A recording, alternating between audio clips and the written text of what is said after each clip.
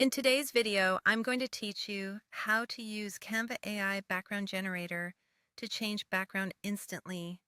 First, open Canva in your browser.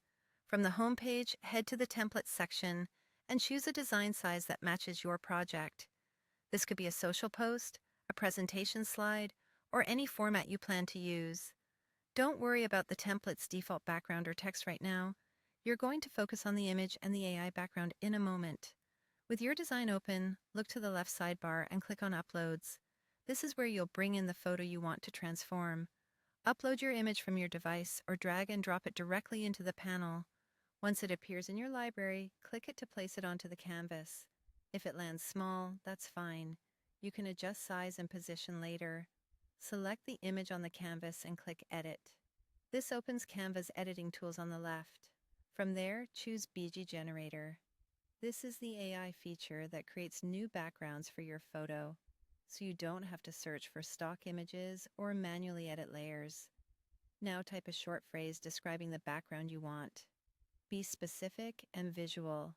For example, you might describe the setting, style, and mood, like sunlit modern office, moody night cityscape, or minimal beige studio backdrop.